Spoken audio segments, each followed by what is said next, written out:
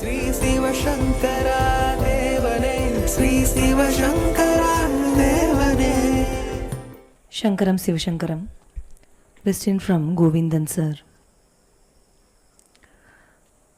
கொக்கென்று நினைத்தாயோ கொங்கணவா என்று கொங்கணவ சித்தரை பார்த்து திருவள்ளுவரின் துணைவியார் வாசுகி அம்மையார் கேட்கிறாரே, யார் அந்த கொங்கணவ சித்தர்? ஒரு இல்லத்தரசியின் கற்பும் மன வலிமையும் ஒரு சித்த புருஷனின் ஆத்ம சக்தியை விட வலிமை வாய்ந்ததா? கொங்கணவர் என்பவர் திருப்பதி வெங்கடாஜலபதி. அதாவது 18 சித்தர்கள் தான் 18 விதமான தெய்வ வடிவங்களை அலங்கரித்து கொண்டிருக்கிறார்கள். அதில் கொங்கணவ சித்தர்னா யார்? கர்நாடகாவில் கொங்கன் ஏரியான்னு சொல்கிறீங்க இல்லையா, கோகர்ணம், கோவா அந்த சைட்லேருந்து வந்தவர். அவர் பெரிய நிலை தான், அவர் ஒன்றும் சாதாரண ஆளெல்லாம் இல்லை வரும். பட் ஒரு உயர்ந்த நிலைக்கு போகிறவங்களுக்கு கூட ஏதாவது ஒரு சின்ன குறைகள் இருக்கும். அதை அவங்களுக்கு புரிய வைக்கிறதுக்காக கடவுள் ஆடுகிற நாடகங்கள் இந்த மாதிரி உண்டு. ஸோ அவர் போகிறபோது அந்த அம்மா கணவனுக்காக ஏதோ தொண்டு செஞ்சுக்கிட்டு இருக்கு. இவருக்கு கோபம் வருது. ஏன்னா இதுக்கு முன்னாடி இவர் போயின்னு இருக்கிற போது ஒரு கொக்கு ஏதோ இவர் மேலே எச்ச போட்டுருச்சுன்னு சொல்லிட்டு அதை மறைச்சி பார்த்தா அது எரிஞ்சு கீழே வந்துச்சு. அந்த மாதிரி இந்த அம்மாவுக்கு சாபம் கொடுக்கலாம் அப்படின்னு அவர் நினைப்பாரோன்றதுனால வாசுகி என்ன சொல்கிறான், என்னென்ன கொக்குன்னு நினச்சியா எரிஞ்சு விடுறதுக்கு நீ மறைச்சா அப்படிங்கிற மாதிரி அர்த்தம். கொக்கு என்று நினைத்தாயோ கொங்கணவான்னு அந்த சித்தருடைய பெயர். இது மாதிரி நிறைய சித்தருடைய வாழ்க்கையில் நிறைய நல்ல நல்ல விஷயங்கள் மற்றவங்களுக்கு புரியறதுக்கான பல இதெல்லாம் நடந்திருக்கு. அவங்கெல்லாம் தான் அந்த கோயிலில் உட்காந்துருக்காங்க. கடவுள்னு ஒன்று தனியாக இல்லவே இல்லை. நீங்கள்லாம் தப்பாக நினச்சிட்டு இருக்கீங்க. நீங்கள் பார்க்குற ராமர், இயேசு, புத்தர், கிருஷ்ணர் எல்லாமே நம்மளை மாதிரி உலகத்தில் வந்தவங்க தான். வையத்துள் வாழ்வாங்கு வாழ்ந்து வான்வரையும் தெய்வத்தை அடைந்தார்களாங்களாம். எப்படி வாழணும்னு தெரிஞ்சுக்கிட்டு ஒரு வேல்யூ பேஸ்ட் லிவிங்கில் இருந்தால் வானத்தில் இருக்கிற தேவர்களுக்கு இணையாக இவர்கள் மதிக்கப்படுவார்கள் அப்படின்னு அர்த்தம். உலகத்தில் ஒவ்வொரு சித்தருடைய வாழ்க்கையிலையும் பலவிதமான நிகழ்வுகள் நடந்திருக்கு. ஒரு காலத்தில் ஒரு சித்தர் போயின்னு இருக்கிறாரு. மூலன்னு ஒரு ஆட்டு இடையன், அவன் இறந்து கிடக்கிறான். அவனை சுற்றி அவன் ஆடுங்கள்லாம் அழுதுன்னு உட்காந்துன்னு இருக்கு. இவருக்கு ரொம்ப பாவமாக இருக்குது. எவ்வளோ நல்லவனாக இருந்தால் ஒரு ஆட்டு இடையனுக்காக ஆடுங்கள்லாம் அழுவோம் அப்படின்னு தன்னுடைய உடம்பு ஒரு குகையில் வச்சுட்டு இறந்து கிடக்கிற அந்த மூலனுடைய உடம்புக்குள்ளே, இவர் பேர் சுந்தரமாமுனிவர், அந்த மூலனுடைய உடம்புக்குள்ளே கூடு விட்டு கூடு பாஞ்சி ஆடுங்களெல்லாம் ஓட்டின்னு போய் வீட்டில் விட்டுறாரு. இன்னும் ராத்திரி ஆனவுடனே அந்த மூலனுடைய மனைவி இருப்பா இல்லை, இவர்கிட்ட படுக்கிறதுக்கு வர்றா. இவர் கையெழுத்து கும்பிட்றாம்மா, நான் அவன் கணவன் இல்லை, இந்த ஆடுங்களுடைய அழுகையை பார்த்து எனக்கு மனசு கஷ்டமாச்சு, அதுக்காக அவன் உடம்புல நான் வந்திருக்கேன் அப்படின்னு அவள் ஊருக்கு கூப்பிட்டுறான். அப்போ ஊருக்காரங்கெல்லாம் பஞ்சாயத்து பண்ணுற போது, பாருங்கள் இதுதான் என் உடம்பு, நான் ஒரு சாமியார் அப்படின்ன போது ஊருக்காரங்க சொல்கிறாங்க, ஒன்று செய்கிறோம் சாமி, இந்த சாமியார் உடம்பை நாங்கள் எரிச்சிடுறோம், நீங்கள் இந்த மூலனுடைய உடம்புலேயே இருந்து இந்த குடும்பத்துக்கு நீங்கள் காபந்துவாக இருங்க அப்படின்ட்டாங்க. அவர் தான் திருமூலர். சுந்தரனாக இந்த மூலன்ற உடம்புக்குள்ளே வந்த சுந்தரமாமுனிவர் தான் திருமூலர். அவர் 3000 பாட்டு எழுதினார். அந்த பாடல்களுக்கு என்ன பேர்? திருமந்திரம் அப்படின்னு பேர். ஸோ இது ஒரு வழி இருக்குது. இந்த மாதிரி எத்தனையோ பேர் கூடு விட்டு கூடு பாஞ்சிருக்காங்க. அந்த காலத்தில் இது ஒரு கலையாக இருந்தது. ஒரு உடம்புலேருந்து இன்னொரு உடம்புக்கு போகிறது, அந்த உடம்புல இருக்கிறது, இந்த மாதிரி. ஆனால்பட்ட ஆதிசங்கராச்சாரியார் இதை பண்ணியிருக்கார். மண்டன மிஸ்ரர்னு பிரம்மாவுடைய அம்சத்தில் ஒருத்தர், அவருடைய மனைவி சரஸ்வதி சரஸ்வதியோட அம்சம். இவர் வாது செய்கிற போது அந்த அம்மா கெலிச்சிடுது. ஏன்னாக்கா குடும்ப சுகத்தை பற்றி உனக்கு என்ன தெரியும்னு கேட்குது. இவர் சாமியார் சொல்லக்கூடாது இல்லை, தெரிஞ்சால் கூட ஊகமாக தான் இருக்கும். அதனால் எனக்கு 1 மாதம் டைம் கொடுன்ட்டு போகிறாரு. பார்த்தா காசிராஜன் செத்து போயிருக்கான். அதனால் தன் உடம்பை ஒரு குகையில் வச்சுட்டு காசிராஜனுடைய உடம்புக்குள்ளே போய் காசிராணி கூட குடும்பம் நடத்தி குடும்ப சுகம்னா என்னான்னு நல்லா கற்றுக்கிறாரு. அந்த மந்திரி பார்க்குறான், இதுக்கு முன்னால் இந்த ராஜாவோட இவன் கொஞ்சம் அறிவாளியாக இருக்கான், அதனால் ஒற்றர்கள் அனுப்பி யாராவது ஒரு மகானுடைய உடம்பு எங்கேயாவது இருக்கா பாருங்கள், இருந்தால் எரிச்சிருங்கன்னு. இவங்க போய் அந்த குகையில் இருக்கிற உடம்பை எரிக்கிற போது இவர் கை சுடுது. இவர் ராஜா கேடு கேட்டா என்னான்ட்டு ராஜா உடம்புலேருந்து திருப்பி தன் உடம்புக்குள்ளே போகிறார். போகிற போது அவர் கை எரிஞ்சு போகுது. அவருக்கு பத்மபாதர்னு ஒரு சிஷ்யர் இருந்தார். அவர் சொல்கிறார், என்ன தான் இருந்தாலும் ஒரு மகான் ஆசீர்வாதம் பண்ணுறபோது கை அழகாக இருந்தால் தான் நல்லாயிருக்கும், கறிக்கட்டை மாதிரி இருந்தால் நல்லா இருக்காது. அதனால் நெருப்பு கடவுள் நரசிம்மர், நான் நரசிம்ம உபாசனை தான் பண்ணுறேன். அதனால நீங்கள் ப்ரே பண்ணுங்க, உங்களுக்கு கை நல்லபடி வரும் அப்படின்னு சொல்லி ப்ரே பண்ணுறாங்க. அதுதான் லக்ஷ்மி நரசிம்ம கராலம்ப சோத்திரம், கராவலம்ப சோத்திரம்ட்டு 4 வரி பாருங்க. श्रीमत्पयोनिधि निकेतन चक्रपाणि भोगीन्द्र भोगमनिराजित पुण्यमूर्ति योगीश शाश्वत शरण्य भवाब्धि बोध लक्ष्मी नृसिंह मम देहि करावलम्बम् ब्रह्मेन्द्र रुद्र मरुदक्क किरीटकोटि संकट्टिताङ्घ्रि कमलामल कान्तिकान्त लक्ष्मील सत्कुश सरोरुह राजहंस लक्ष्मी नृसिंह मम देहि करावलम्बम्. அவ்வளோ நல்லா இருக்கு இல்லையா? இது அப்போ பாடி அவர் கை வந்தது. இது மாதிரி ஒவ்வொரு இதே ஆதிசங்கர் இன்னொரு பாட்டு பாடியிருக்கார். நிறைய பேர் எங்களுக்கு பண கஷ்டம் அப்படிங்கிறாங்க. ரோகம்னா வியாதி, ருணம் அப்படின்னா கடன். ஸோ லக்ஷ்மி நரசிம்ம ருண விமோச்சன சோஸ்திரம்னு ஒன்று பாடியிருக்காரு. யாருக்கெல்லாம் ரொம்ப பண கஷ்டம் இருக்குதோ அவங்க இதை பாடினாக்கா அவங்களுக்கு பண கஷ்டம் தெரிறதுக்கு நரசிம்மர் கிரேஸ் பண்ணுவார். देवता कार्य सद्यर्थं सभास्तंभ समुद्भवं श्री नृसिंहं महावीरं नमामि ऋणमुक्तये. ருணம்னா கடன், முக்தையன்னா நான் கடனில் இருந்து வெளியே வரணும். लक्ष्म्यालिङ्गितवामाङ्गं भक्तानां वरदायकं श्री नृसिंहं महावीरं नमामि ऋणमुक्तये. ஸோ உங்களுக்கு சான்ஸ்கிரிட் வரலன்னு வச்சுக்கோ, இதுக்கு இணையான பாடல்கள் நம்மகிட்டே இருக்குது. வாசி தீரவே காசு நல்குவீர்னு ஒரு பாட்டு. என் கஷ்டம்லாம் போகணும், துட்டுக்குடியா சிவபெருமானேன்னு அர்த்தம்.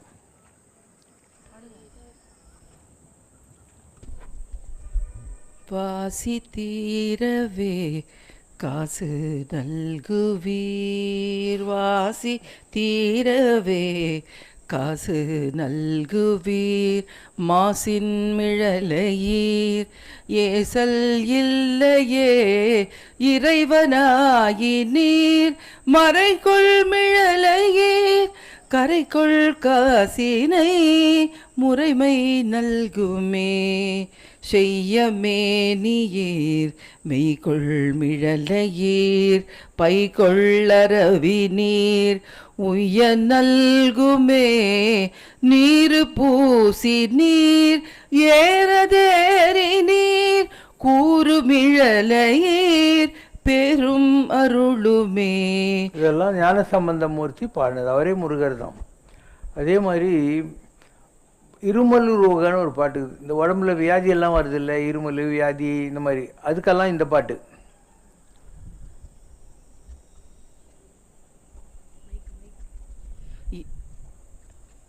இருமலும் ரோக முயலகன்பாதம்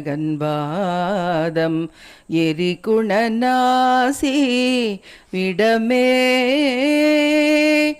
நீரழிவு விடாத தலைவலி சோகை எழுகளமாலை இவையோடே, பெருவயிரீழை எரிகுலை சூலை பெருவலி வேறு முளநோய்கள் பிறவிகள் தோறும் எனை நலியாதபடி உனதாள்கள் எமக்கு அருள்வாயே. நம்ம லைப்ரரியில் ஒரு புக்கு, அதில் தேவாரம் திருவாசகத்தில் என்னென்ன ப்ராப்ளம் யார் யாருக்கு இருக்கோ அவங்க எந்தெந்த பாட்டை பாடினா நல்லாகும் அப்படிங்கிற மாதிரி இருக்குது. ஸோ அதெல்லாம் நீங்கள் நம்மக்கிட்ட இருக்குது, இல்லாதது இல்லை. காலத்தில் படிக்கிறது இல்லை யாரும், இல்லை நிறைய பேருக்கு படிக்கணும்னு ஆசை இருக்கும், தமிழே தெரியாது போயிடுச்சு. இப்போல்லாம் தமிழ் படிக்கிறது இல்லை, ஃப்ரெஞ்சு சான்ஸ்கிரிட் படிச்சுன்னு உட்காந்துருக்காங்க. ஸோ எவ்ரி திங், அதாவது ஆரியன் கண்டாய் தமிழன் கண்டாய்னா சிவபெருமானை பற்றி சொல்கிற போது நீ தான் வடமொழி நீ தான் தமிழ் மொழின்னு அர்த்தம்.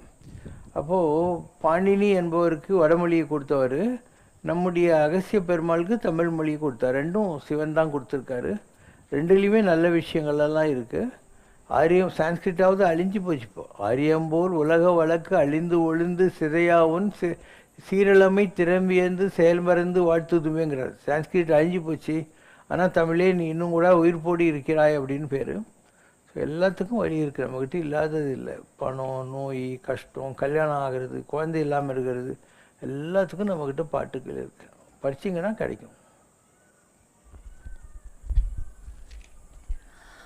ஒரு புறம் ஆசானுகளம் துகளாயின பின் பேசா அனுபூதி பிறந்ததுவே என்கிறார் அருணகிரியார்.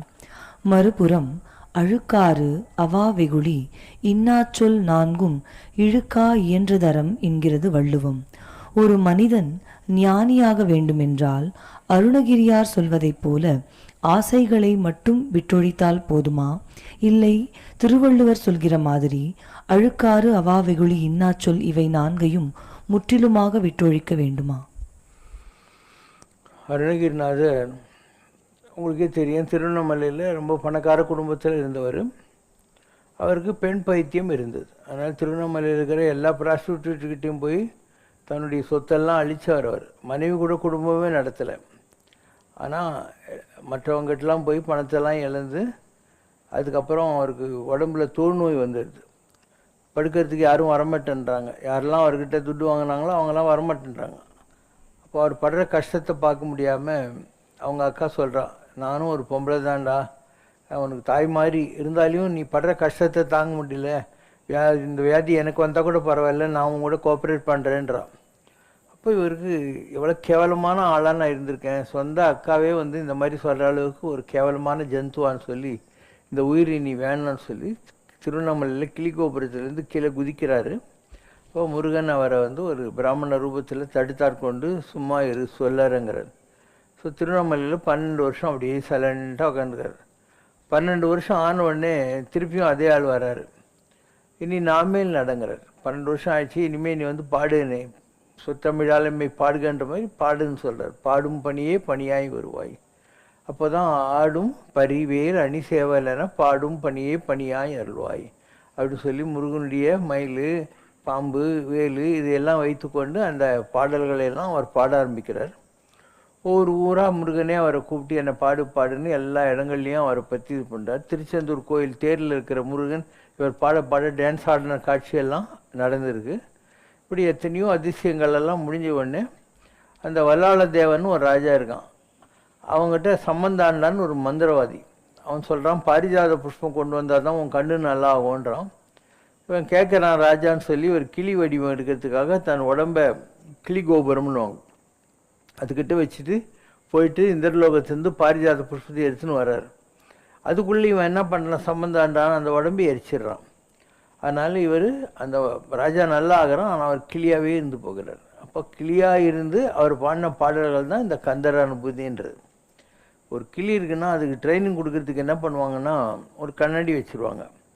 கண்ணாடி முன்னால் கிளியை வச்சுட்டு இவங்க தாங்களை மறைச்சிக்கிட்டு மேலே இருந்து ஏதாவது சொல்லுவாங்க, மாமல்லா மாமல்லா சிவா சிவான்னுவாங்க.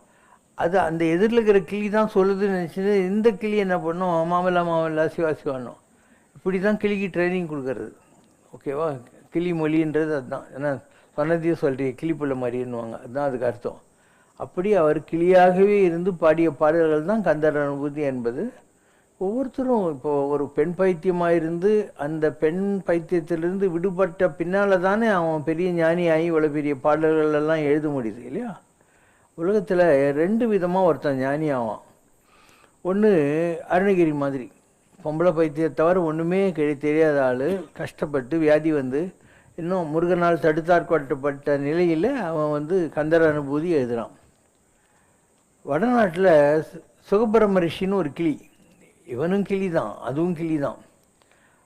அந்த கிளி சுகபிரமன்னா கிளி முகம் இருக்கும் அவர். ஸோ அவர் இப்படி போகிற போது பொண்ணுங்க பொம்பளைங்கெல்லாம் குளிச்சுருந்தா கூட துணியெல்லாம் கட்டிக்கவே மாட்டாங்க. ஆனால் அவருடைய அப்பா வேதவியாசர் போனாக்கா எல்லாம் துணி போத்திக்குவாங்க. வேதவியாசர் கேட்குறாரு, நான் கிளம்புறேன், நான் போன துணி போத்துக்கிறீங்க, என் பிள்ளை சின்ன பையன் அவன் போன போத்திக்கலையான்னு. நாங்கள்லாம் பொம்பளைங்க குளிச்சுன்னு இருக்கேன்னு அவனுக்கு தெரியாதியா, உனக்கு தெரியுது, அதனால தான் நீ வந்தால் நாங்கள் துணி போத்திக்கிறோம், அவன் வந்தால் வரதில்லைன்னாங்க. அவர் என்ன எழுதினார், பாகவதம் எழுதினார். கிருஷ்ண பரமாத்மாவுடைய வாழ்க்கையில் நடந்த நிகழ்ச்சிகளை எல்லாம் அவர் எழுதினார். ஸோ அந்த கிளி பாகவதம் எழுதிச்சு, இந்த கிளி கந்தர் அனுபூதி எழுதிச்சு. அது கண்ணனை பற்றி எழுதியது, இது கந்தனை பற்றி எழுதியது இல்லையா? இப்படி ஒரே லெவலில் ரெண்டு விதமாக இருக்கலாம். இருவேறு உலகத்து இயற்கை என்ற மாதிரி இந்த ரூட்டு வேறு, அந்த ரூட்டு வேறு. ஸோ உலகன்றது உருண்டை. நீ வட துருவத்திலிருந்து போயினே இருந்தால் தென் துருவம் வந்துடும். சவுத் போல் தென் துருவத்திலிருந்து போயினே இருந்தால் வட துருவம் வந்து தொலைச்சிடும். அப்போ நீ எக்ஸ்ட்ரீம் சந்தோஷத்தில் இருந்தியானா அது உன்னை கஷ்டத்தில் கொண்டு போய் சேர்க்கும். எக்ஸ்ட்ரீம் கஷ்டத்தில் இருந்தியானா அது உன்னை எக்ஸ்ட்ரீம் ஜாயில் கொண்டு போய் சேர்க்கும். இதுதான் உலக வாழ்க்கை என்பது. சித்தார்த்தனுக்கு ஏதாவது ப்ராப்ளம் இருந்ததா? நேபாளத்துக்கு ராஜா, கபிலவாஸ்து, அவன் பொண்டாட்டி, அழகான மகன், சின்ன வயசுலேருந்தே அவனை பொத்தி பொத்தி வளர்த்தாங்க. ஒரே ஒரு நாள் தேடி ஏறி ஊரை பார்க்கலான்னு போகிறான். அப்போது ஒரு வயதான மூப்பை பார்க்குறான், பணத்தை தூக்கின்னு போகிறத பார்க்குறான், வியாதியை பார்க்குறான். வீட்டில் வந்து இன்றைக்கி இந்த கஷ்டங்களுக்கு விடையை கண்டுபிடிக்கிறேன்ட்டு நைட்டோட நைட்டு போயிடுறான். அப்படி தான் சித்தார்த்தன் புத்தனை ஆடினான். சித்தார்த்தன் வெளிச்சத்தை தேடிய போது புத்தனாகி விட்டான். ஆனால் நான் என்ன சொன்னேன், நீ கூட தேடு, புத்தன் ஆகாவிட்டால் என்ன, புத்திசாலி ஆகி விடுவா என்ன. If you cannot become Puthan, at least கொஞ்சம் இன்றைக்கி இருக்கிறத விட கொஞ்சம் புத்திசாலியாக தான் நீ ஆக போகிறேன். So extreme joy leads to sorrow, extreme sorrow leads you to joy. இதுதான் இருவேறு உலகத்து இயற்கைன்னு சொல்லக்கூடியது. ஆனாலும் வாழ்க்கையில் நீ ரொம்ப கஷ்டப்பட்டு இருக்கியா, சந்தோஷப்படு. அடுத்து நீ சுகப்பட போகிற. ரொம்ப சுகப்பட்டு இருக்கியா, சந்தோஷப்படாத. ஏன்னா அடுத்த கஷ்டம்தான் உன்னுடைய வாழ்க்கையில் வந்தே ஆகும். இப்போ கைலாச மலை, இந்த மாதிரி மலைகளுக்கெல்லாம் ஏறுற போது ஒரு இடம் இருக்குதுங்க, மால்பா பாஸ்ன்னு. 4000 சில்லற அடி இறங்குற போது அப்படியே தகதகன்னு இறங்கினே போகணும். ரொம்ப கிக்காக இருக்கும். ஏன்னா ஒன்றும் கஷ்டமே இல்லை, இறங்கினே போகணும். ஆனால் நீ திரும்பி வர்ற போது அந்த 4000 படி ஏறணும் இல்லையா, யோசனை பண்ணி பாரு எவ்வளோ கஷ்டம். அதனால் நீ சுகத்தை சுகம்னு நினைக்காத, கஷ்டத்தை கஷ்டம்னு நினைக்காத. இரவு வரும் பகலும் வரும். இரவும் வரும் பகலும் வரும் உலகம் ஒன்றுதான். உறவும் வரும் பிரிவும் வரும், உறவும் வரும் பிரிவும் வரும், இதயம் ஒன்றுதான், இதயம் ஒன்றுதான். If autumn comes can spring be far behind அப்படின்வாங்க இங்கிலீஷில். ஒரு இலையுதிர் காலம் வந்தால் அடுத்தது இளவேநீர் காலம் வந்து தான் ஆகணும். If autumn comes spring is not far ஆஃப்ன்றார். அதனால் யாருடைய வாழ்க்கையில் சுகம் இருந்தாலையும் சோகம் இருந்தாலையும் அதை சீரியஸாக எடுத்துக்கணும். சுகத்தை கூட எடுத்துக்கூடாது. இன்பத்துள் இன்பம் விளையான், துன்பத்துள் துன்பம் உருவான் இடன். எவன் ஒருத்தன் சந்தோஷத்தை தேடலையோ அவனுக்கு சோகம்னு ஒன்று இல்லை, கஷ்டம்னு ஒன்று இல்லை. ஆறா அவாவை நீங்கிருப்பின் அந்நிலையே பேரா இயற்கை தரும். ஆற்ற முடியாத ஆசைகளை எவன் நீக்குகிறானோ அவன் தன்னுடைய தெய்வஸ்வரூபத்தை அடைவான். What is your true nature அப்படின்னா, your true nature is nature, you will reach that level அப்படின்னு. ஸோ பல விஷயங்கள் நம்ம எதையுமே தேட தேவையில்லை. உற்ற நோய் நோன்றல் உயிருக்கு உருகன் செய்யாமை அற்றே தவத்திற்கு உரு. உற்ற நோய் நோன்றல் என்ன, சுகம் சோகம் ரெண்டுத்தையும் ஒரே மாதிரி ஈக்குவானிமிட்டி ஆஃப் மைண்டில் எடுத்துக்கிறது.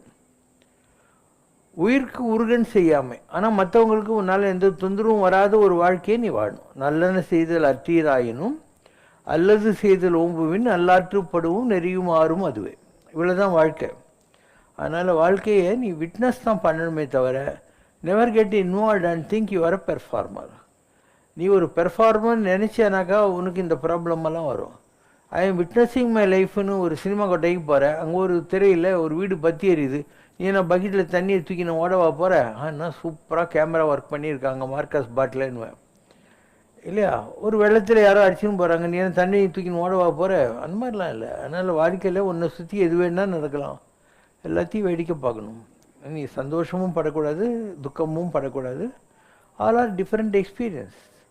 நான் உனக்கு ஒரு வாரம் பாசுந்தி ரசமலை பாதுசாலெலாம் கொடுக்குறேன்னு வை, ஒரு வாரம் கழிச்சு நீ ஒரு பச்சை மிளகாவது கிடைக்காதான்னு கடிச்சிக்கிறதுக்கு நினைப்பேன். ஏன்னா 7 நாள் ஸ்வீட்டு தின்னு ஒரு வழி ஆகி போயிருப்பேன். நீ ஒரு மிளகா பஜ்ஜிக்கு ஆசைப்படுவேன். அதனால் change the law of life. அதனுடைய போக்கில் வேடிக்கை விட்டு பார்க்கணும். எல்லா அனுபவங்களும் தேவை. பாவக்காக்கு நீ கசப்புன்னு நினைக்கிற, ஆனால் அது உடம்புக்கு ரொம்ப நல்லது இல்லையா. இப்படி எந்த ஒரு அனுபவத்தை கடவுள் கொடுத்தாரோ அந்த அனுபவத்தை நீ அவாய்ட் பண்ணாத. Undergo that. It will help you to become an enlightened person and more mature person than today. Education is not the learning of facts, but the training of the mind to think என்கிறார் இயற்பியல் விஞ்ஞானி Albert Einstein. அப்படியானால் கல்வி அறிவு எதுவும் பெறாத எத்தனையோ மகான்கள் மனதை செம்மைப்படுத்தி இறைவனை அடைந்தது எவ்வாறு? ஆன்மீகம் பகுத்தறிவுக்கு அப்பாற்பட்டது என்று சொல்லும்போது சுவாமி விவேகானந்தர் போன்ற மகான்கள் இறைவனை உணர்வதற்கு பகுத்தறிவை ஒரு படிக்கட்டாக பயன்படுத்தலாம் என்று கூறுவது எவ்வாறு சாத்தியம்?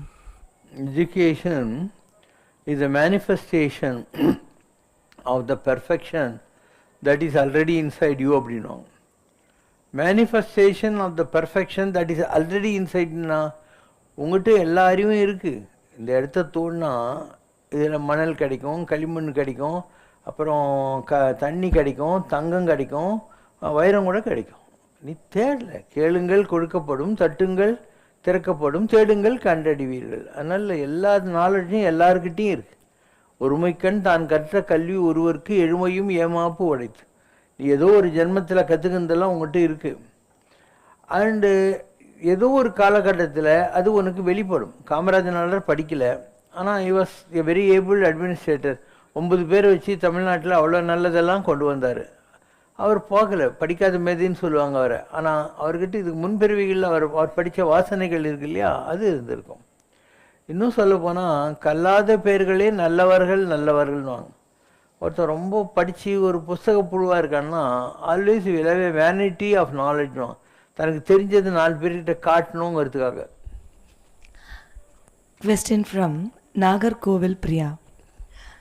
You often say that souls usually reincarnate within 48 kilometers so that it will mostly be connected to the souls nearby.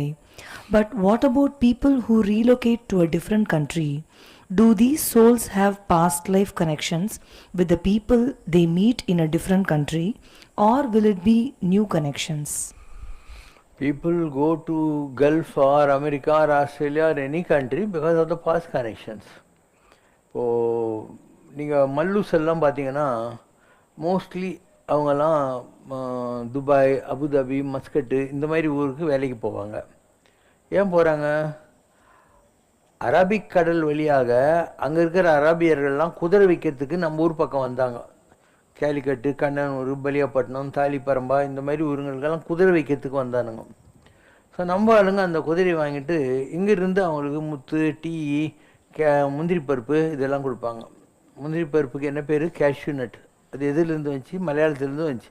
மலையாளத்தில் முந்திரி பருப்புக்கு பேர் காசு நட்டு. ஸோ இங்கேருந்து அவங்க வாங்கிட்டு போனாங்க, அங்கேருந்து இங்கே வந்தாங்க. இந்த போர்ச்சுகீஸு, டச்சு, ஃப்ரெஞ்சு இவங்கெல்லாம் வந்து இந்த கோட்டயம், செங்கனாச்சேரி, செங்கனூர், பாலா இந்த மாதிரி இடங்கள்லாம் வந்து இறங்குறாங்க. அதனால் இன்றைக்கி பார்த்திங்கன்னா அதெல்லாம் கிறிஸ்டின் ஏரியா, எங்கே பார்த்தாலையும் சர்ச்செல்லாம் இருக்கும். அந்த மாதிரி ஒன்று இருக்கும். கோவாவுக்கு வந்தாங்க இல்லையா போர்ச்சுகல்லேருந்து வந்தவங்க. அதனால் இன்றைக்கும் கோவாக்காரங்களுக்கு போர்ச்சுகல் போகிறதுக்கு விசாலாம் தேவையே இல்லை. ஏன்னா அவங்களுடைய ஆஃப்ஷூட்ஸ் தான் இங்கே இருக்கிறவங்க. இதில் மீந்து போந்து யாருனாக்கா திருநெல்வேலியிலேருந்து ஆரம்பித்து வைக்கம் வரைக்கும் இருக்கக்கூடிய நம்ம ஊர் ஆளுங்க. அந்த இப்போ இருக்காங்க இல்லையா, இந்த திருநெல்வேலி, திருவேண்டரம் அந்த ஏரியாவில் வைக்கம் வரைக்கும் இருக்கிறவங்க தான் மீந்து போனாங்க. இப்படி இந்த உலகத்தில் இந்த சிவிலைசேஷன்லாம் வர்றதுக்கு கூட பழைய கனெக்ஷன்ஸ் எல்லாம் இருக்குது. அவங்க ஆளுங்கள்லாம் இங்கே வந்தாங்க. அதனால் இங்கே இருக்கிறவங்க இன்றைக்கி அவங்களுடைய ஏதோ ஒரு ஜீன்ஸ், அதனால் அந்த ஊரில் வேலைக்கு பண்ணானுங்க. அண்டு இப்போது இந்தியா இருக்குது, அமெரிக்கா இருக்குது. நேராக இந்தியாவிலேருந்து ஒரு ஸ்கேல் வச்சானா அமெரிக்காவில் கலிஃபோர்னியாவில் போய் முடியும். ஸோ நம்ம ஊரில் ஒரு கொலம்பஸ்ன்னு ஒருத்தன் இந்தியாவை தேடி வரான். அந்த காலத்தில் பெரிய அளவுக்கு இந்த நேவிகேட்டிங் இன்ஸ்ட்ருமெண்ட்ஸ் எல்லாம் கிடையாது. அதனால் ராங் டைரக்டில் போயிட்டு அமெரிக்காவில் சேர்ந்துட்டான். அதாவது இந்தியா இங்கே இருக்குது, அமெரிக்கா அங்கே இருக்குது. அவன் இப்படி வர வேண்டியும் அப்படி போயிட்டான். யார்? அங்கே இருந்த ஆளுங்களுக்கு என்ன பேர்? Red Indians. அந்த ரெட் இண்டியன்ஸ் எல்லாம் இவங்க அழித்து ஒரு வழி பண்ணி இந்த கைதிகளாக போன அமெரிக்காக்காரனும் பிரிட்டிஷ்காரனும் அவனே வேணாலும் அங்கே போய் செட்டில் ஆனான். இதுக்கு பின்னால் வந்து 4 வருஷத்துக்குள்ள. அதுக்கு முன்னாடி என்ன நடந்ததுன்னா, ஒரு ரிஷி இருந்தார். அவர் பேர் கபில ரிஷி. அவர் தவம் செய்த காட்டுக்கு ஆரண்யம்னு பேர். ஸோ கபில ரிஷி தவம் பண்ண ஆரண்யம் கபில ஆரண்யம். கபில ஆரண்யம் பிகேம் கலிபாரண்யம் அண்ட் தட் பிகேம் கலிஃபோர்னியா. அங்கே கபில ரிஷி தவம் பண்ணிகிட்டு இருக்கார். இங்கே சாகர ராஜாக்கள் அம்சுமான் டைனாஸ்டின்னு ஒன்று இருந்துச்சு. இவங்க இந்திர பதவிக்காக இந்தியாவில் ஒரு யாகம் பண்ணுறாங்க. பண்ணுற போது அந்த இந்திரனுக்கிறான்ல அந்த குதிரையை திருடின்னு போடுறான். அஸ்வமேத யாகம் பண்ணால் குதிரை கட்டணுவாங்க. அந்த குதிரையை அவன் திருடின்னு போய் ஒழிச்சு வச்சிடறான். இவங்க எல்லா இடத்துலையும் தேடி பார்க்குறாங்க, எங்கேயும் குதிரை கிடைக்கல. சரி பாதாள உள்ளவங்க ஒன்று தான் பாக்கி இருக்குதுன்னு ட்ரில் பண்ணி போகிறாங்க. போனால் அங்கே தாடி சாமியார் உட்காந்துக்கிறாரு, பக்கத்தில் குதிரை கட்டி இருக்குது. இவங்க சாமியாரை குதிரையை திருட்டி இங்கே வந்து ஒழிச்சு வச்சுக்கிறான்னு சொல்லிட்டு அவரை டிஸ்டர்ப் பண்ணுறாங்க. அவர் ரொம்ப வருஷமாக தவிர்த்துருக்கிறாரா, இப்படி கண்ணை திறந்து ஓமுங்கிறாரு, எல்லாம் எரிஞ்சு போடுறாங்க. அப்போ இந்த 1000 அம்சுமான் டைனாஸ்டி இருக்கிற ராஜாக்கள் எல்லாம் சாம்பலான இடம் இது, அதுதான் ஆஷ் ஐலண்ட். கபில் ரிஷி தவம் பண்ண இடம் தான் கலிஃபோர்னியா. இன்றைக்கும் அங்கே ஹார்ஸ் ஹில்லு இதெல்லாம் அங்கே இருக்குது. நீ இந்தியாவிலேருந்து நேராக ஸ்கேல் வச்சு பார்த்தீங்கன்னா அங்கே தான் போய் முடியும் அவைக்கணும். இப்போ அந்த வம்சத்தில் பகீரதன் ஒருத்த வரான். உன்னுடைய மூதாதையர்களெல்லாம் நிம்மதி இல்லாமல் இருக்காங்க, நீ கங்கையை வர வச்சு அவங்க சாம்பல் மேலே கழுவுனா தான் அவங்களுக்கு மோட்சம் கிடைக்குங்கிறாங்க. இவன் ஒத்த காலில் நின்றுட்டு இப்படியே தவம் பண்ணுறான் பகீரதன்.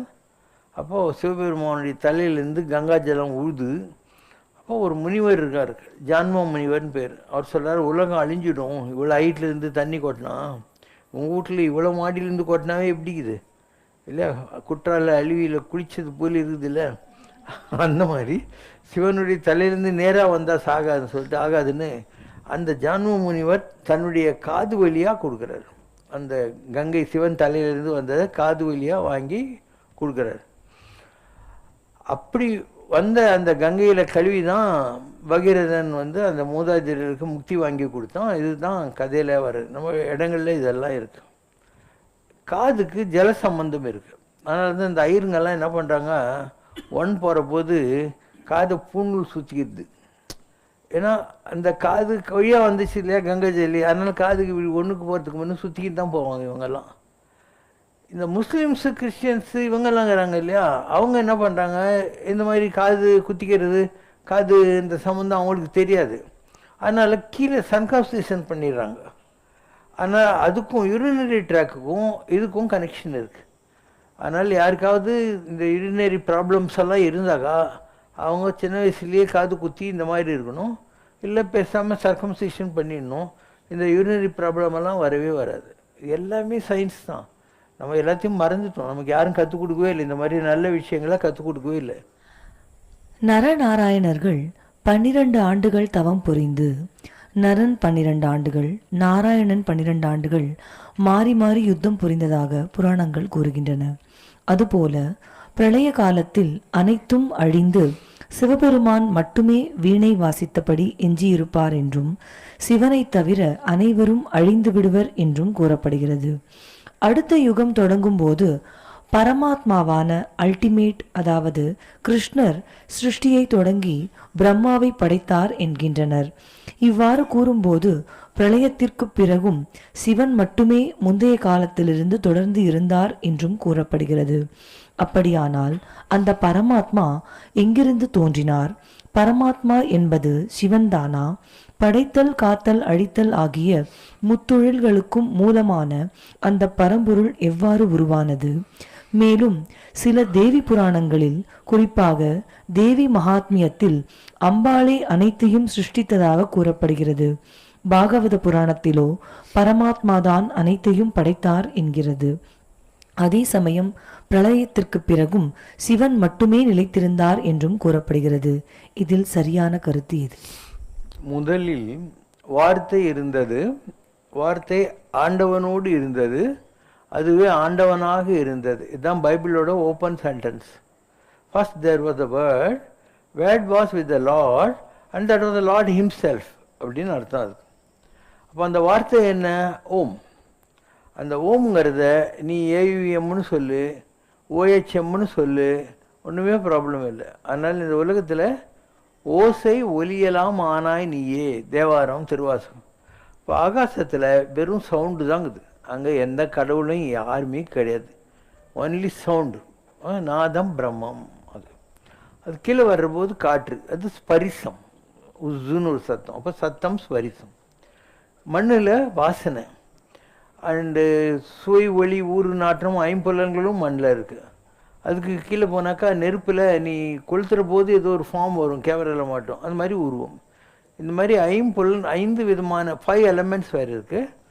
அந்த 5 எலமெண்ட்ஸ் பூமியில் தான் எல்லாம் இருக்குது. அதனால் நீ எவ்வளோ பெரிய ஆளாக இருந்தாலும் பூமியில் ஒரு மனித வடிவத்தில் வந்து செல்லான் என்ற தாவர சங்கமத்து எல்லா பிறப்பும் எடுத்தெடுத்து நான் இழைத்தேன், இன்று உன் திருவடிகள் கண்டு இன்புற்றேன் சிவபுராணம் சொல்கிற மாதிரி சிங்கிள் செல்லுலாக இருந்து மல்டி செல்லுலாகி குரங்காகி அந்த குரங்குக்கு அப்புறம் நீ மனிதனாகிற.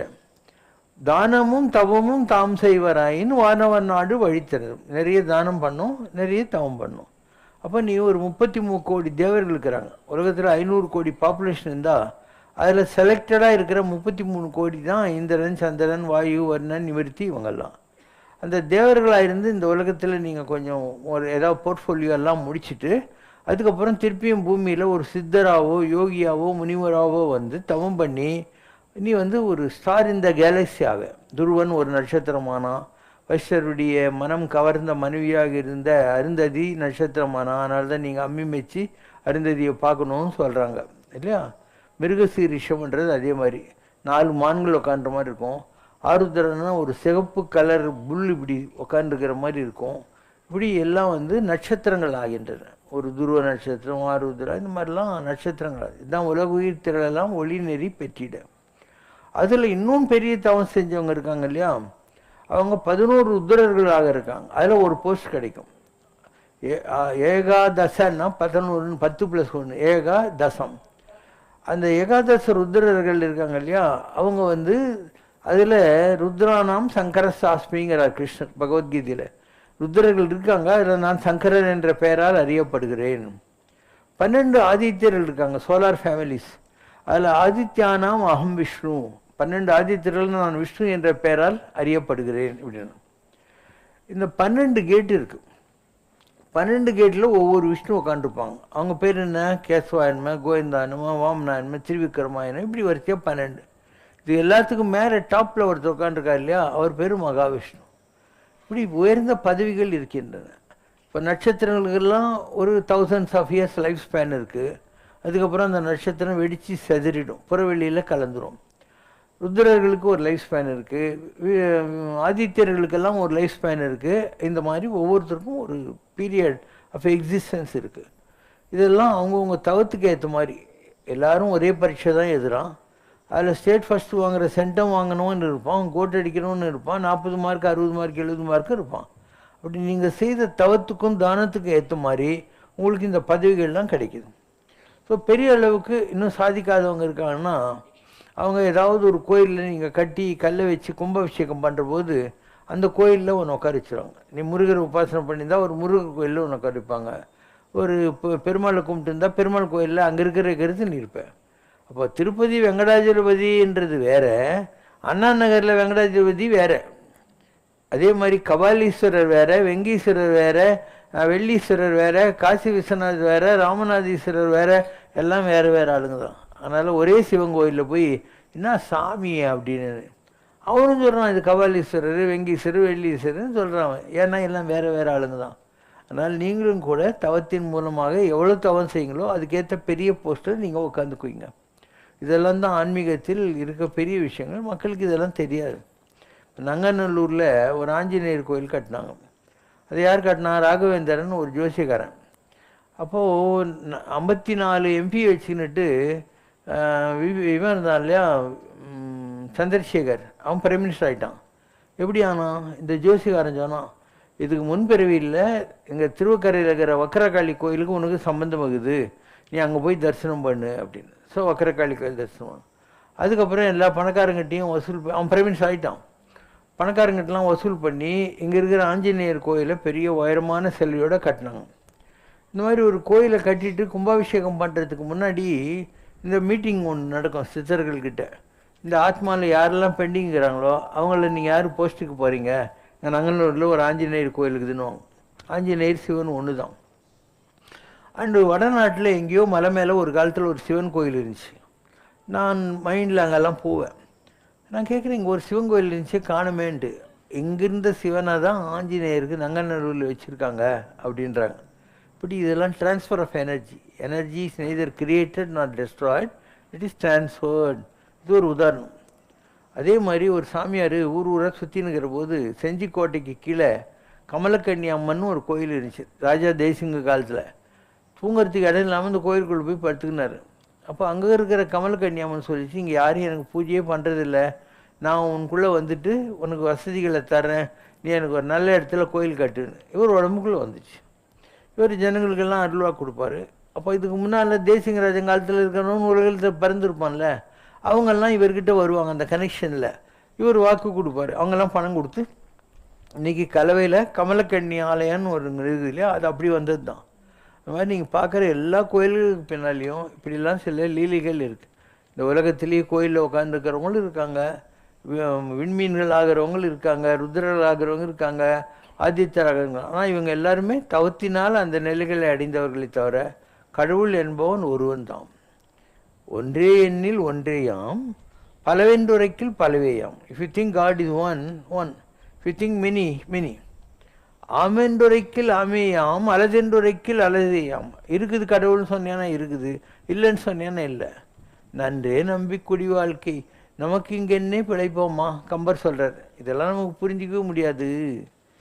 மிக்கு பரந்துள்ள ஜோதியான் புகின் அழகில்லை கிழக்க வேண்டா. உலகத்தில் இருக்கிற எல்லா ஜோதியுமே கடவுள் தன்மை கொண்டது தான். கிளை பார்த்து டைம் வேஸ்ட் பண்ணாத அப்படின்னு அர்த்தம். அதனால் நீங்கள் பயப்படவே தேவையில்லை. ஒரே எலக்ட்ரிசிட்டி தான், மைக்கு அதுதான், லைட்டு அதுதான் எல்லாம் இல்லையா. அந்த எலக்ட்ரிசிட்டி நீ கடவுள்னு வச்சுக்கோ. நீ பார்க்குற ராமர், கிருஷ்ணர், இயேசு, புத்தர் இவங்கெல்லாம் இருக்கிறாங்க இல்லையா, மகாவீரர், இவங்கெல்லாம் யூட்டிலிட்டிஸ்ன்னு வச்சுக்கோ. இந்த உலகத்துக்கு மாநிலம் பயனுற வாழ்வதற்கே ஒரு வல்லமை பெற்றவர்கள், ஊருக்கு ஒழித்திடல் யோகம் என்று தெரிந்து கொண்டவர்கள், அவங்க தான் இந்த கடவுள் நிலையை அடைந்தார்கள். ராகவேந்தர் இங்கே தான் புவனகிரியில் பிறந்தார். இன்றைக்கி அவரே கடவுளா இல்லையா. சிரிடி பாபா ஹைதராபாத்தில் பிராமண குடும்பத்தில் பிறந்து ஒரு முஸ்லீம்னால வளர்க்கப்பட்டார். இன்றைக்கி அவருக்கு வெங்கடாஜலபதிக்கு ஈக்குவலாக சிரிடியில் கோயில் கட்டி கும்பல் போய் சேருதா இல்லையா. பரமாச்சாரியார் மனுஷன்தான். காஞ்சியில் அவருக்கு அதிஷ்டானம் வச்சு ஜனங்கள்லாம் போய் கும்பிட்றாங்களா இல்லையா. இவங்கெல்லாம் யாரும் மனிதர்கள் தானே. உங்களுக்கு அவங்க பேரண்ட்டே தெரியும், எந்த ஊரில் பிறந்தாங்கன்னு தெரியும், எங்கே படித்தாங்கன்னு தெரியும். அவங்கெல்லாம் கடவுள் ஆகிட்டு நீங்கள் அவங்களெல்லாம் போய் கும்பிட்டுன்னு இருக்கிறீங்களா. அந்த மாதிரி உங்களையும் 4 பேர் கும்பிடுவோம். ஆனால் அதுக்குள்ள தகுதிகளை நீங்கள் வளர்த்து கொள்ள வேண்டும். ஏன்னா அந்த தகுதிகள் வளர வளர 4 பேருக்கு நீங்கள் கடவுள். உலகத்தில் இருக்கிற 500 கோடியும் உங்களை கடவுள்னு ஒத்துக்க மாட்டான். யாரையுமே ஒத்துக்கின்ற சரித்திரமே கிடையாது. இயேசு ஒத்துக்கிட்டாங்களா, நபியை ஒத்துக்கிட்டாங்களா, மகாவீரையும் புத்தரையும் ஒத்துக்கிட்டாங்களா, கொஞ்சம் பேர் தான். நீ யாருக்கு யூஸ்ஃபுல்லாக இருந்தியோ அவங்க உன்னை கடவுள்னு ஒத்துக்குவாங்க. அதனால தான் உனக்கு யாராவது ஒருத்தர் படிக்கிறதுக்கு ஃபீஸ் கட்டினாரு, ஒரு ஹெல்ப் பண்ணாருன்னா அவர் கடவுள் மாதிரிங்க அப்படின்னா. அவர் கடவுள் இல்லை, கடவுள் மாதிரி இல்லை. இதே நீ வேறு விதமாக சொல்லலாம், அவர் ஒரு மாதிரின்னு சொல்லலாம். ஒரு மாதிரி பாட்டு பாடுங்க. எது மாதிரியும் இல்லாத ஒரு புது மாதிரியாய் இருக்கின்றாய், புத்தம் புது மாதிரியாய் இருக்கின்றாய். அது மாதிரி இது மாதிரி என 1000 பேர்கள் சொன்னாலும் நீ ஒரு மாதிரி என உன்னை சொன்னவர் உள்ளம் மாறிட வைக்கின்றாய். நீ உலகம் முழுதுக்கும் ஒரு மாதிரின்னா ஒரு மாதிரி லூசு அர்த்தம். ஒரு மாதிரி என்ன is a model, role model அப்படின்னு அர்த்தம். அதனால் நீ எப்படி புரிஞ்சுக்கிறியோ அந்த மாதிரி. இதை பற்றி ஒன்றும் இல்லை. விஸ்வேஸ்வரர் பாபா ஜாலியாக பஜமா குத்தா போட்டுன்னு உட்காந்துருக்காரு, அட்டாச்சான் இருக்காரு. ஆனால் நான் எந்த உயரங்களையெல்லாம் அடைஞ்சிருக்குன்னு தெரியுமா. இந்த எலியில் இருக்காரு, இவர் கும்பகோணத்தில் போய் ஒரு நாடி படித்தார். 400 ரூபாய் தான் வாங்கினான்னு நினைக்கிறேன். இருக்கிறதுலேயே அந்த தான் பட்ஜெட்டு. படி. பல தெய்வங்களையும் இந்த இடத்திலேயே அமரச் செய்திருக்கிறீர்கள். எல்லா தெய்வங்களுமே இந்த இடத்தில் இருக்கு. அதற்கு பல ஆலயங்கள் எழுப்பியிருக்கிறீர்கள். அதோடு இல்லாமல் பாபாவிடம் தெய்வங்களும் தன்னுள்ளேயே பேசக்கூடிய ஆற்றல் என்பதும் உண்டு.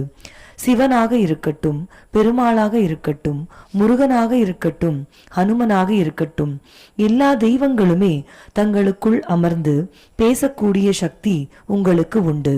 எல்லா தெய்வங்களும் பேசி அதையே உபதேசமாக சொல்லக்கூடிய ஆற்றல் உண்டு. தெய்வத்துக்கு நிகரான சக்தி, தெய்வீக ஆற்றல் எல்லாம் உண்டு. முடிவா என்ன சொல்றாங்கன்னா, யாருமே நம்ப முடியாத மாதிரி ஆச்சரியப்படத்தக்க ஆற்றல் என்று முனிவர் சொல்றாங்க. இது மாதிரி சக்தி யாருக்கும் கிடைக்காது. உங்ககிட்ட கிடைச்சிருக்குன்னா இது மிகப்பெரிய விந்தை. இது படைப்பின் ஆற்றல். போன பல பிறவிகளில் கூட தெய்வ சக்தி, தெய்வ ஆற்றல் நிரம்ப உண்டு. அதோடு இல்லாமல் போன பல பிறவிகளில் ஆன்றோனாகவும் நீங்கள் இருந்திருக்கிறீர்கள். உதாரணத்திற்கு ஆதிசங்கரர், ராமலிங்க அடிகளார், ஷிரடி பாபா போன்ற பல ஆன்றோனாகவும் நீங்கள் அவதாரம் எடுத்திருக்கிறீர்கள் என்று சொல்கிறார். சித்தர்களாகவும் தோன்றியிருக்கிறீர்கள். அந்த பிறவிகளின் தொடர்ச்சிதான் இந்த பிறப்பிலும் நீங்க ஒரு சித்த புருஷராக மகானாக அவதரித்ததாக சொல்றாங்க. சிவசங்கரா என்ற நாமத்தை கொண்டு விளங்கிக் கொண்டிருப்பதாக சொல்கிறார். தெய்வீக சக்தியினால்தான் இந்த நாமமும் என்று சொல்கிறார். ஓகேவா? இது எழில் தான் போய் படிச்சுட்டு வந்தார். அதே மாதிரி விழுப்புரத்துக்கிட்ட திருவண்ணாமலை டெய்லி சுத்தர் ஒரு சாமியார் இருக்கிறார், சித்தர். அவர் இங்கே வந்தார். அவர் என்ன சொன்னார் பாரு. அண்ணாமலையாரோட உத்தரவுப்படி வந்த தகவலை உங்ககிட்ட பேச வந்திருக்கேன்.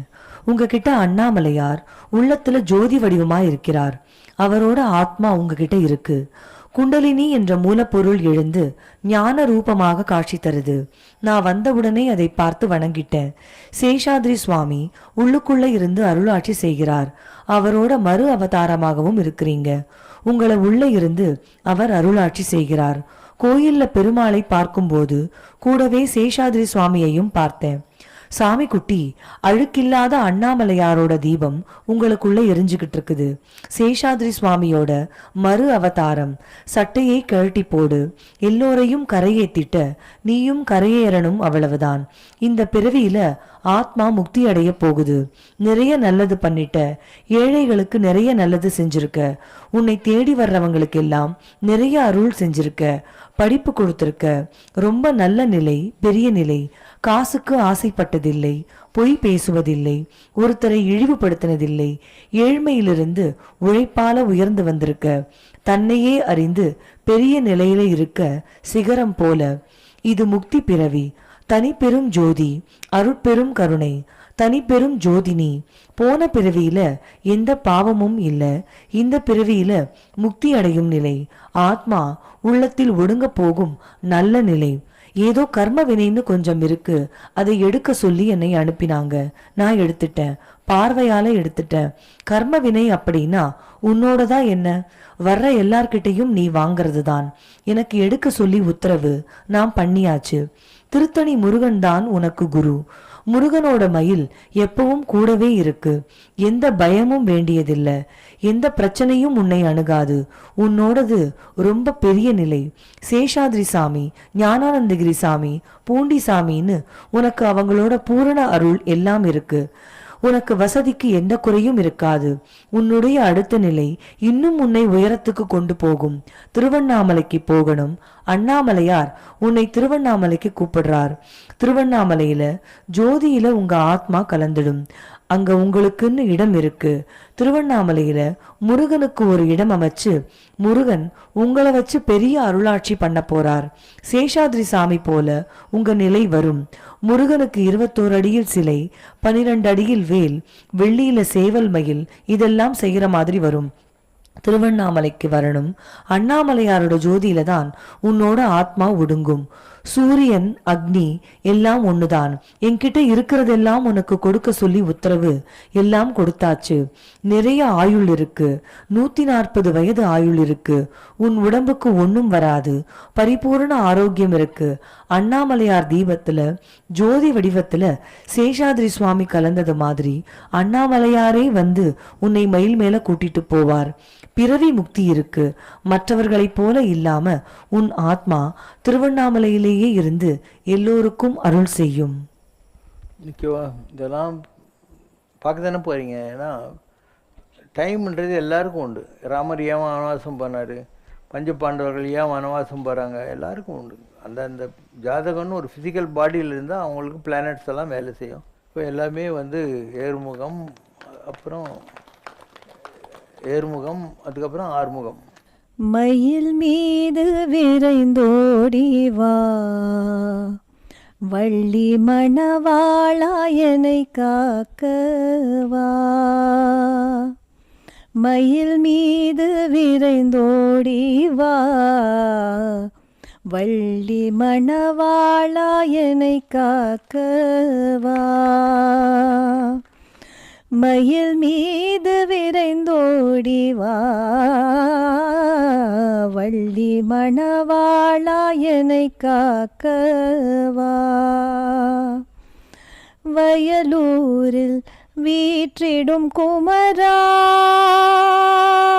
வயலூரில் வீற்றிடும் குமரா குருபரா வயலூரில் வீற்றிடும் குமரா வரம் ஒன்று தருவாய் நீ முருகா மால் மருகா மாமயில் மீது விரைந்தோடி வா வள்ளி மணவாளா என்னை காக்கவா அம்மையோடு அப்பனென வந்தவர்க்கு மங்களம் ஆசானும் தெய்வமுமாயானவர்க்கு மங்களம் இத்தனை துயர்கள் எல்லாம் தீர்ப்பவர்க்கு மங்களம் ஈஸ்வராவதார சிவசங்கரர்க்கு மங்களம்